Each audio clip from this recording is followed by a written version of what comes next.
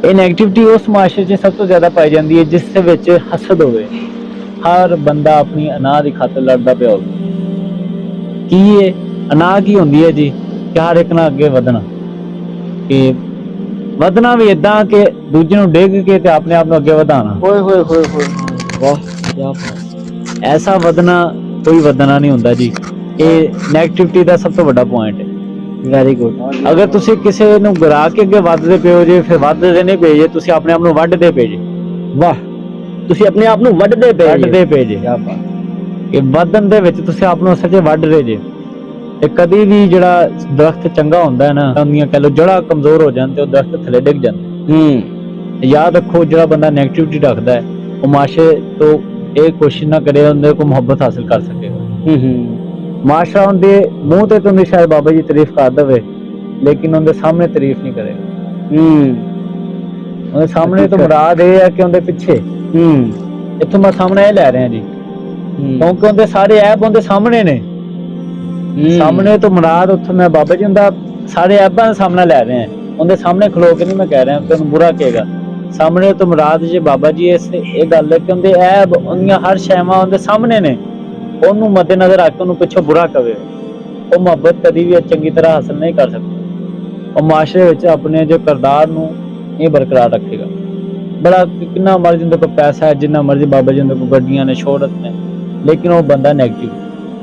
ਤੇ ਨੈਗੇਟਿਵ ਬੰਦਾ ਕਦੀ ਵੀ ਕਿਸੇ ਨੂੰ ਅੱਛਾ ਕਰਕੇ ਦਿਖਾ ਨਹੀਂ ਸਕਦਾ। ਸਰ ਮੁਦੱਸਰ ਸਾਹਿਬ, ਗੱਲ ਇਹ ਹੈ ਕਿ ਲੋਕ ਵੱਡੀ ਗੱਡੀ ਲੈ ਲੈਂਦੇ ਨੇ, ਅੱਛੇ ਕੱਪੜੇ ਪਾ ਲੈਂਦੇ ਨੇ, ਦੌਲਤ ਇਕੱਠੀ ਕਰ ਲੈਂਦੇ ਨੇ, ਰਕਬੇ ਬਣਾ ਲੈਂਦੇ ਨੇ, ਤਾਂ ਜੋ ਸੋਚਦੇ ਨੇ ਵੀ ਸਾਡਾ ਨਾਮ ਹੋਏਗਾ ਜਾਂ ਲੋਕ ਸਾਡੇ ਤੋਂ ਇੰਪ੍ਰੈਸ ਹੋਣਗੇ ਤੇ ਲੋਕਾਂ ਨੂੰ ਮੁਤਾਸਰ ਕਰਦੇ ਨੇ। ਤੇ ਹੁੰਦਾ ਇਹ ਹੈ ਕਿ ਆਪ ਮੁਤਾਸਰ ਹੋ ਜਾਂਦੇ ਨੇ, ਕਿਉਂਕਿ ਤੁਸੀਂ ਜਦੋਂ ਕਿਸੇ ਤੇ ਬੁਰਾ ਅਸਰ ਪਾਓਗੇ ਨਾ, ਉਹ ਉਹਦੇ ਤੇ ਨਹੀਂ ਬਲਕਿ ਤੁਹਾਡੇ ਉੱਤੇ ਪਏਗਾ। ਕਿਉਂਕਿ ਕਹਿੰਦੇ ਨਾ, ਡੂ ਗੁੱਡ ਹੈਵ ਗੁੱਡ, ਤੇ he who digs pit for others falls himself into it. ਕਿ ਜਿਹੜਾ ਦੂਜਿਆਂ ਦੇ ਅੱਗੇ ਟੋਇਆ ਖੱਟਦਾ ਹੈ ਨਾ, ਉਹ ਆਪਣੇ ਆਪ ਨੂੰ ਉਹਦੇ ਵਿੱਚ ਦੇਖਦਾ ਹੈ। ਤੇ ਸੁਸਾਇਟੀ ਦੇ ਵਿੱਚ ਸਰ ਬਹੁਤ ਜ਼ਿਆਦਾ ਪਾਇਆ ਜਾਂਦਾ ਹੈ। ਤੇ ਤੁਸੀਂ ਜ਼ਰਾ ਇਹ ਦੱਸੋ ਵੀ ਆਪਾਂ ਉਹਨਾਂ ਲੋਕਾਂ ਕੋਲੋਂ ਕਿਵੇਂ ਬਚ ਸਕਦੇ ਹਾਂ? ਸਰ, ਉਹਨਾਂ ਲੋਕਾਂ ਤੋਂ ਬਚਣ ਦਾ ਬਾਬਾ ਜੀ ਇੱਕ ਹੀ ਗੱਲ ਹੈ, ਇੱਕ ਹੀ ਤਰੀਕਾਕਾਰ ਹੈ। ਪਹਿਲੇ ਤਾਂ ਤੁਸੀਂ ਉਹਦੀਆਂ ਹਰਕਤਾਂ ਸਾਰੀਆਂ ਜਾਣਦੇ ਜੀ, ਉਹਦੇ ਬੋਲੋ ਫੇਲ ਦੇ ਬਾਰੇ ਤੁਹਾਨੂੰ ਸਾਰਾ ਕੁਝ ਇਲਮ ਹੈ। ਉਹਦੇ ਤੋਂ ਬਚਣ ਦਾ ਇੱਕ ਹੀ ਤਰੀਕਾ ਹੈਗਾ, ਤੁਸੀਂ ਆਪਣੇ ਆਪ ਨੂੰ ਰਸਤੇ ਤੋਂ ਲੈਦਾ ਕਰ ਲਓ। ਜਿਸ ਰਸਤੇ ਤੋਂ ਆਂਦਾ ਪਿਆ ਨਾ, ਉਹ ਰਸਤਾ ਹੀ ਬਦਲ ਲਓ। ਕਿਉਂਕਿ ਦੇਖੋ ਨਾ, ਪੱਥਰ ਨਾਲ ਤੁਸੀਂ ਟੱਕਰ ਮਾਰੋਗੇ ਤੁਹਾਨੂੰ ਨੁਕਸਾਨ ਹੋਣਾ, ਪੱਥਰ ਨੂੰ ਕੁਝ ਨਹੀਂ ਹੋਣਾ। ਵਾਹ, ਪੱਥਰ ਨੂੰ ਜਿੰਨੀਆਂ ਮਰਜ਼ੀਆਂ ਟੱਕਰਾਂ ਮਾਰਦੇ ਰਹੋ, ਤੁਹਾਡਾ ਸਿਰ ਮੱਥਾ ਜ਼ਖਮੀ ਹੋ ਜਾਏਗਾ, ਲੇਕਿਨ ਉਹਨੂੰ ਕੁਝ ਨਹੀਂ ਹੋਣਾ। ਮੁਰਾਦ ਇਹ ਕਿ ਉਹ ਬੰਦਾ ਪੱਥਰ ਹੈ, ਉਹ ਆਪਣੀ ਖੁਸ਼ਾਮਦ ਵਾਸਤੇ ਕੁਝ ਵੀ ਕਰ ਸਕਦਾ ਹੈ। ਖੁਸ਼ਾਮਦ ਤੋਂ ਮੁਰਾਦ ਹੈ ਗਿਆ ਜੀ, ਉਹ ਆਪਣਾ ਕੰਮ ਪੈਸੇ ਦੇ ਕੇ ਚਾਹ ਕਿਸੇ को तारीफ सुन के खुश हो जाएगा, वो अपने खुशामद वास्ते कुछ भी कर सकता है। खुशामद भावें ਉਹਨੂੰ ਕਿਸੇ ਕੋਈ ਸ਼ਾਇਦ ਦੇ ਕੇ ਕਰਵਾਣੀ ਪਵੇ ਜਾਂ ਉਹਦੀ ਕੋਈ ਆਪ ਹੀ ਕਰਦਾ ਪਿਆ ਜਾਂ ਉਹਨੂੰ ਖੁਸ਼ਾਮਦ ਕਰਾਂ, ਇਹ ਖੁਸ਼ ਹੁੰਦਾ ਜੀ। ਕਿ ਉਹ ਖੁਸ਼ਾਮਦ ਵਾਸਤੇ ਆਪਣੇ ਆਪ ਨੂੰ ਤਿਆਰ ਰੱਖਦਾ ਕਿ ਹਰ ਟਾਈਮ ਮੇਰੇ ਲੋਕ ਖੁਸ਼ਾਮਦ ਕਰਨ। ਅਸਲ 'ਚ ਖੁਸ਼ਾਮਦ ਨਹੀਂ ਹੁੰਦੀ, ਉਹ ਮੁਰੰਮਤ ਹੁੰਦੀ ਹੈ ਜੀ। ਉਹ ਮੁਰੰਮਤ ਏਦਾਂ ਜੀ, ਮਿੱਠੇ मिठे लफ्ज़ से छुरी फेरना। तो नेगेटिविटी जी, नज़रुल आरिफीन साहब, हमारी सोसाइटी का बहुत बड़ा इस टाइम प्रॉब्लम बन चुकी है। आपको लोग आगे बढ़ाना नहीं चाह रहे, आपको लोग पीछे से खींचना चाह रहे हैं। हमारे माशरे में बाबा जी लेग पुलिंग बहुत ज़्यादा है, पुश कोई नहीं करता, लेग पुलिंग बहुत ज़्यादा है। हमारा जो स्टूडेंट तबका है सबसे ज़्यादा वो इसका शिकार है। वो कैसे, भला जो बंदा मिडिल क्लास से बिलोंग करता है उसको ये अच्छी तरह पता है कि उसको घर से कितनी बातें सुननी पड़ती हैं। कि वो बंदा जो घर में स्टूडेंट है तो उनके घर वाले भी बातें करते हैं, बाहर वाले भी बातें करते हैं। याद रखें, जब घर वाले भी बाबा जी तुहानू गल्लां करन ते बाहर वाले भी गल्लां करन ना, फिर समझो तुहाडा सफर जिहड़ा स्टार्ट हो गया। क्योंकि घर वाले गल्लां उदों ही करदे ने जदों तुहाडा सफर स्टार्ट होंदा है। मैं अपने एक्सपीरियंस के मुताबिक दसना, सफर किस किस्म का स्टार्ट होंदा है। इस तो मुराद है कि जिस दिन तुहानू घरों गल्लां सुनियां पै जाण दा मतलब कि अल्लाह ताला ने तुहाडी बाजू फड़ ली, हुण तुहाडे कोल काम वड्डा लैना चाह रहा है। कितना वड्डा? वड्डे तो मुराद है कि देखो तुहाडी सोच ते डिपेंड करदा तुसीं की करना चाहते हो। अल्लाह ताला कहता है कि जैसा सोचोगे मुझे वैसा पाओगे। कि जिद्दां तुसीं सोचोगे उदां मैनूं पाओगे। इदां ही वासफ अली वासफ दा भी एक कोल है, उन्होंने कहा जी जैसा तेरा ख्याल है वैसी हाल है। Very good. जिद्दां दा तुहाडा ख्याल है उदां ही तुहाडा हाल है। अगर तुसीं ये ख्याल नूं ठीक कर लिया तो तुहाडा हाल आप ही ठीक हो जाए। ते बंदा परेशान ही उदों हुंदा है जदों बंदा पास्ट विच वेखदा या फ्यूचर च वेखदा है। पास्ट विच वेख के अपने आप नूं नैगेटिविटी ज्यादा हासिल करता है, ਉਹ ਕਿੱਦਾਂ ਜੀ, ਉਹ ਕਹਿੰਦਾ ਜੀ ਮੇਰੇ ਕੋਲ ਗਲਤੀ ਹੋ ਗਈ, ਆ ਮੈਂ ਕੰਮ ਚੰਗਾ ਨਹੀਂ ਕੀਤਾ, ਜਿੰਨੀ ਵਜ੍ਹਾ ਨਾਲ ਅੱਜ ਮੈਂ ਇੱਥੇ ਆ, ਤੇਰੀ ਵਜ੍ਹਾ ਨਾਲ ਮੈਂ ਇੱਥੇ ਫਸ ਗਿਆ। ਉਹ ਸੱਚੇ ਉਹਦੀ ਵਜ੍ਹਾ ਨਾਲ ਨਹੀਂ ਫਸਦਾ, ਉਹ ਆਪਣੀ ਇਹ ਨਫਸ ਦੀ ਵਜ੍ਹਾ ਨਾਲ ਫਸਦਾ। ਨਫਸ ਦੀ ਵਜ੍ਹਾ ਨਾਲ। ਤੇ ਬੰਦਾ ਪਰੇਸ਼ਾਨ ਹੁੰਦਾ ਹੈ ਉਦੋਂ ਜਦੋਂ ਆਪਣੇ ਪਾਸ ਝਾਤੀ ਮਾਰਦਾ ਹੈ ਜਾਂ ਆਪਣੇ ਫਿਊਚਰ ਝਾਤੀ ਮਾਰਦਾ ਤੇ ਆਪਣੇ ਪ੍ਰੈਜ਼ੈਂਟ ਨੂੰ ਖਰਾਬ ਕਰ ਲੈਂਦਾ ਹੈ। ਸਰ ਸਾਨੂੰ ਨੇ ਬੜਾ ਡਿਫਿਕਲਟ ਇਸ਼ੂਜ਼ ਨੇ ਤੇ ਬੜਾ ਪ੍ਰੋਬਲਮ ਫੇਸ ਕਰਨਾ ਪੈ ਰਿਹਾ ਹੈ, ਹਾਂਜੀ ਕਿਉਂਕਿ ਹੁਣ ਆਪਾਂ ਅਗਰ ਇੱਕ ਓਪਨ ਸੈਮੀਨਾਰ ਸਟਾਰਟ ਕੀਤਾ ਹੈ, ਇਹ ਵੀ अपनी ओपन बैठक है, अदबी बैठक है, एक बड़े आपा मतलब चीदा टॉपिक डिस्कस कर लेने ते कुछ करने ते कुछ करते रहांगे इंशाल्लाह आहिस्ता आहिस्ता। ਗੱਲ ਉਹੀ ਆ ਗਈ ਜੇ ਮੈਂ ਤੁਹਾਨੂੰ ਕਿਹਾ ਕਿ ਇਨਸਾਨ ਜਿਹੜਾ ਨਾ ਆਪਣੀ ਗਲਤੀ ਤਸਲੀਮ ਕਰਦਾ ਰਹੇ ਤੇ ਆਪਣੇ ਆਪ ਨੂੰ ਇੰਪਰੂਵ ਕਰਦਾ ਰਹੇ। ਜਦੋਂ ਆਪਣੇ ਆਪ ਨੂੰ ਇੰਪਰੂਵ ਕਰੇਗਾ ਨਾ, ਉਹਨੂੰ ਆਪਣੀ ਗਲਤੀ ਦਾ ਅਹਿਸਾਸ ਆਪ ਹੀ ਹੋ ਜਾਏ ਕਿ ਉਹਨੇ ਕਿੱਥੇ ਗਲਤੀ ਕੀਤੀ ਸੀ। ਤੇ ਮੈਂ ਕਹਿੰਦਾ ਜੀ ਬਾਬਾ ਜੀ ਨੈਗੇਟਿਵਿਟੀ ਇਨਸਾਨ ਉਦੋਂ ਆਉਂਦੀ ਜਦੋਂ ਬੰਦਾ ਗਲਤ ਕੰਪਨੀ ਬਹਿੰਦਾ।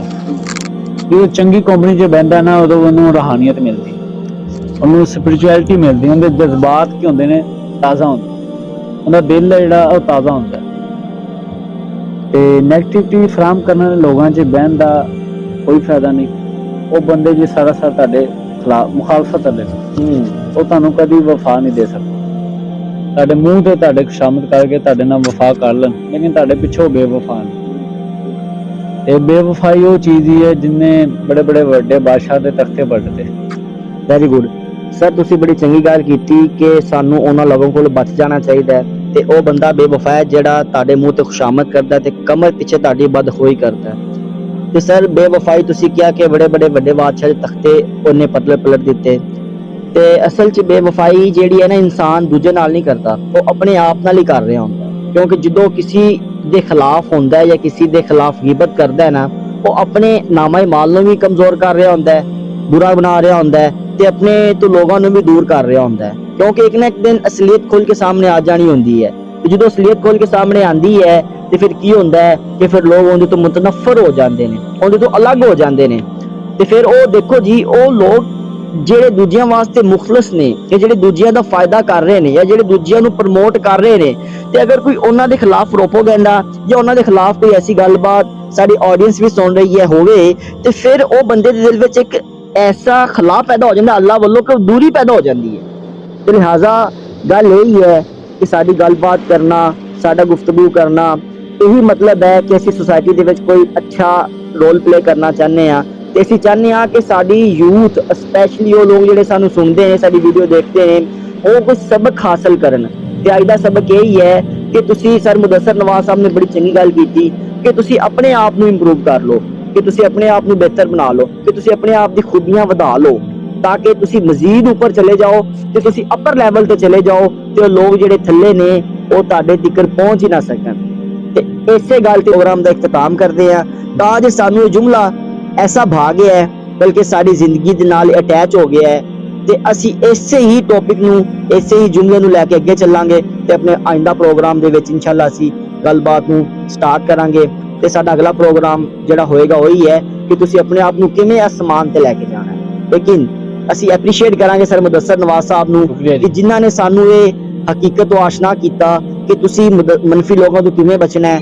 ਉਹ ਇੱਕ ਹੀ ਤਰੀਕਾ ਹੈ ਕਿ ਤੁਸੀਂ ਆਪਣੇ ਆਪ ਨੂੰ ਇੰਨਾ ਉੱਪਰ ਲੈ ਜਾਓ, ਇੰਨੀ ਬੁਲੰਦੀ ਤੇ ਚਲੇ ਜਾਓ ਕਿ ਉਹ ਜਿਹੜੇ ਥੱਲੇ ਲੋਕ ਨੇ ਉਹ ਥੱਲੇ ਹੀ ਰਹਿ ਜਾਣਗੇ, ਤੁਹਾਡੇ ਤੱਕ ਪਹੁੰਚ ਨਹੀਂ ਪਾਣਗੇ ਤੇ ਤੁਹਾਡਾ ਕੁਝ ਵੀ ਨਹੀਂ ਕਰ ਸਕਦੇ। ਸੋ ਪਾਕਿਸਤਾਨ ਜ਼ਿੰਦਾਬਾਦ।